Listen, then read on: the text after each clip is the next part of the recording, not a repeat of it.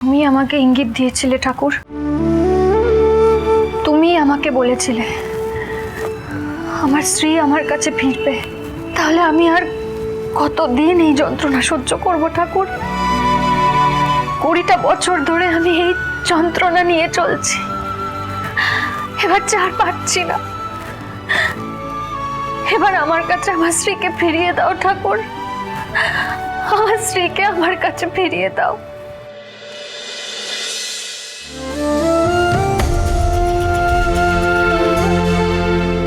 আমি ছোট থেকে তোমার সেবা করেছি ঠাকুর, কখনো কোনোদিনও সজ্ঞানে কারোর ক্ষতি করিনি। তাহলে তুমি আমাকে অন্তত এই শাস্তি দিও না ঠাকুর। আমার মেয়েটাকে এবার আমার মেয়েটাকে আমার কাছে এনে দাও ঠাকুর, আমার কাছে এনে দাও।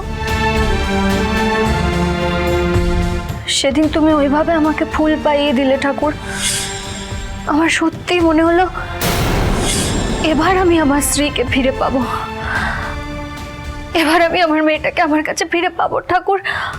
আমার মেয়েকে যদি আমার কাছে ফিরিয়েই না দেবে তাহলে কেন আমাদের মনে আশা জাগালে ঠাকুর? কেন শ্রীয়ের বাবা মার মনে আশা জাগালে?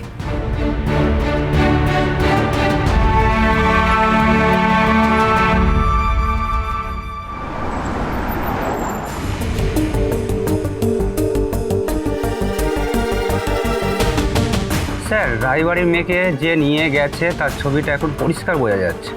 ঝাপসা মুখটা অনেকটা পরিষ্কার করা গেছে, দেখুন স্যার। হয়ে গেছে।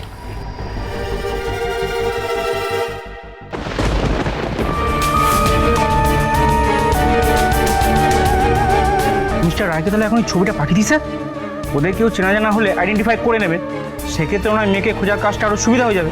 দাঁড়ান স্যার, একটা ফোন করে নিই। দাঁড়াও, এখনই ফোনটা করো না। কেন স্যার? কারণ এটা কার ছবি আমি জানি। মনে হচ্ছে এই কেসটা নিয়ে আমাকে আবার নতুন করে সবটা ভাবতে হবে।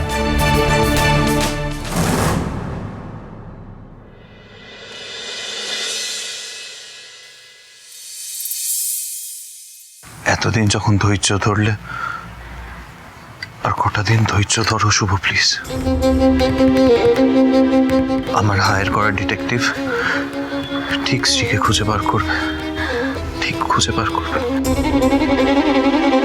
সেই অপেক্ষাতেই ছিলাম আদি, সেই অপেক্ষাতেই আমি আছি। কিন্তু আমার হঠাৎ করে মনে হচ্ছে আমার মেয়েটা নিশ্চয়ই কোনো বিপদে পড়েছে, খুব অসহায় অবস্থায় আছে। আমার খালি মনে হচ্ছে ওর আমাকে দরকার, খালি মনে হচ্ছে আমাকে ডাকছে।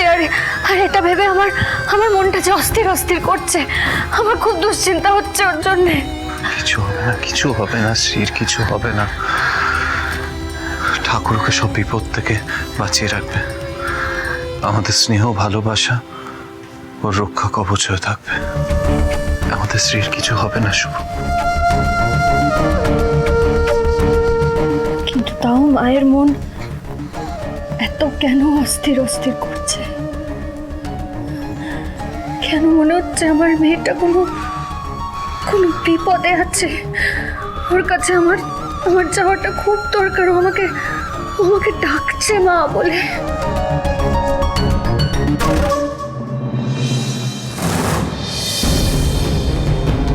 মা,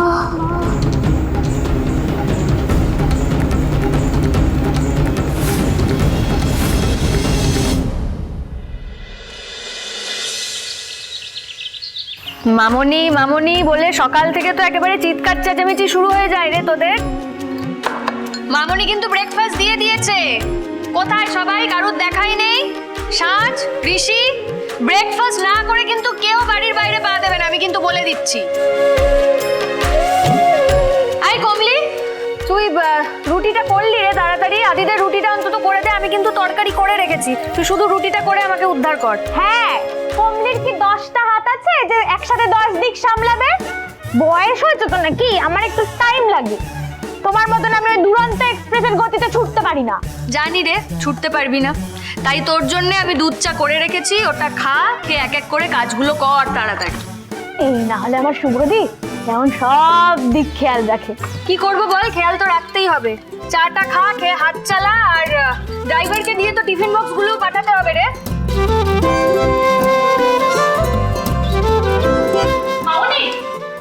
মামনি বলছি ঠাম্মি কোথায় গো? আমি তো ওষুধটা দিয়ে কলেজে বেরোবো। ঠাম্মি ঠাকুর ঘরে আছে, ওখানেই তো থাকে সবসময়। ঠিক বলেছো, ঠিক বলেছো। চল চল চল চল ঠাকুর ঘরে। এ কি খাচ্ছিস না তুই? খা, খাওয়াটা শুরু কর। হাত গুটিয়ে বসে আছিস কেন? তুমি খাবারটা না দিলে না খেতেই ইচ্ছে করে না। দেখেছো বৌদি ভাই, হ্যাঁ কিরকম আদর দিয়ে মাথায় তুলেছো, একদম বিগড়ে দিয়েছো ওকে। কিচ্ছু মানে বলার নেই একেবারে। নাও ঠেলা সামলাও এবার। কি করবো বল, তো ও আমাদের বাড়ির একেবারে ছোট ছেলে, ওকে একটু আদর দেবো না তাই হয়? কিন্তু বৌদি ভাই ও সব ব্যাপারে এখনো দেখেছো কিরকম ডিপেন্ডেন্ট। ওকে সবকিছু বলে বলে করাতে হবে, সবকিছু। এত ভীতু, মানে কোনো কাজ নিজে থেকে করতে পারে না। তাই না? একটুও সাহস নেই ছেলের। তা ভীতু ছেলের মা বুঝি খুব সাহসী? না, বলছি যে এতক্ষণের জন্য বাইরে বেরোবি, নাচের স্কুলে যাচ্ছি, সেই সন্ধেবেলার আগে তো কিছু পেটে পড়বে না। এইরকম পাখির আহার করে বেরোলে শরীরটা থাকবে, এমনিই তো শরীর খারাপ থাকে। ভালো করে খাবার বৌদি ভাই আর দেবে না আমাকে, খেতে পারি না একদম না। দাও দাও, আরো বেশি করে দাও। আর একটু মাকে বকেও দাও মামনি, নাহলে আমাকে খুব বকে সবসময়। একটা চোর মারবো। ঋষিদা তুই অয়না পিপিকে পরে বকা খাবি, এখন চল, আমার আধ ঘন্টার ক্লাস আছে, দেরি হয়ে যাচ্ছে, চল। এই দাঁড়া দাঁড়া এক সেকেন্ড, কোথায় যাচ্ছিস ব্রেকফাস্ট না করে? ও মামনি বলছি আমি না ক্যান্টিনে খেয়ে নেবো, একটু সময় নেই, আমি এখন আসি। হ্যাঁ আচ্ছা দাঁড়া, যতক্ষণ না নিজে কোনো দোষ করছিস মাথা উঁচু করে চলবি। যেচে পড়ে ঝামেলায় পড়ার দরকার নেই। কিন্তু কেউ যদি দোষ করে, অন্যায় করে, তার প্রতিবাদ করতে কিন্তু ভয় পাবি না, মনে থাকবে? Yes captain. Yes captain. Yes captain করা হচ্ছে। কি খেলি ক্যান্টিনে সেটা কিন্তু ক্যাপ্টেনকে জানাবি, না হলে কি হবে জানিস তো? পিঠে দুম দুম পড়বে, কিন্তু সেটা করতে হবে না তোমাকে, কারণ আমি যেটা খাবো সেটা ছবি তুলে তোমাকে পাঠিয়ে দেবো, ঠিক আছে? এখন তাহলে আসি, টাটা টাটা। টাটা টাটা, সাবধানে, তাড়াহুড়ো করবি না। বাবারে, এই শুভলক্ষ্মী, আমি না বেরোলাম। হ্যাঁ আজকে সকাল সকাল আমার তোমার খুব একটা ইম্পর্টেন্ট ইম্পর্টেন্ট অপারেশন আছে, তাই জন্য আমি তোমার খাবার গুছিয়ে রেখেছি। এই না, থ্যাংক ইউ। আর সাজরা ওরা বৌদি ভাই অলরেডি সাজ আর ঋষিকে কলেজে রওনা করিয়ে দিয়েছে। তুমি এবার ব্রেকফাস্টটা করো। সবার খেয়াল রাখতে রাখতে না নিজের হেলথটা অ্যাভয়েড করো না। হ্যাঁ বেরোলাম। হ্যাঁ আর সাবধানে যাও, সাবধানে। টাটা।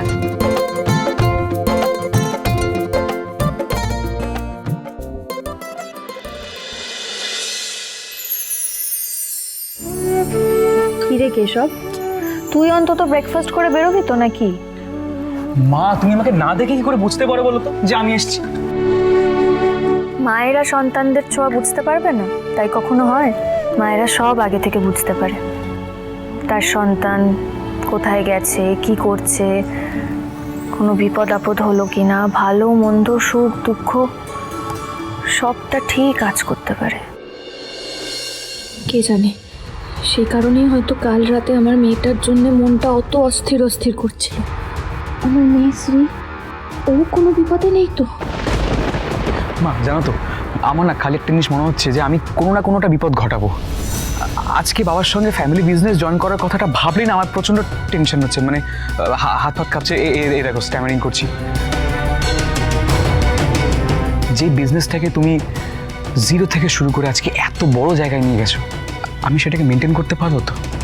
মানে তোমার বাবার কাকাইদের অক্লান্ত পরিশ্রমটাকে আমি কোনোভাবে নষ্ট করে দেবো না তো? পারবি, সব পারবি। তোর মনে নেই তুই ছোট থেকে স্কুলে কলেজে কি ভালো ভালো রেজাল্ট করেছিস, বিদেশে সবটা একা হাতে কি সুন্দর সামলেছিস। আমার তোর উপর পুরো ভরসা আছে কেশব, তোর হাতে আমাদের ব্যবসা একদম সুরক্ষিত থাকবে। শুধু ভরসা থাকলেই চলবে?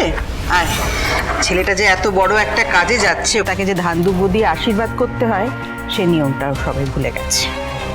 কিন্তু ও বেরোনোর আগে ওকে নিয়ে ঠাকুর ঘরে একবার যেতাম। থাক, তোমায় আর কিছু করতে হবে না, যা করার আমি করছি। হ্যাঁ করো তো দাদু ভাই। দাদু ভাই, তোমার হাত ধরে রায়বাড়ির ব্যবসা আরো অনেক অনেক ফ্লারিশ করুক।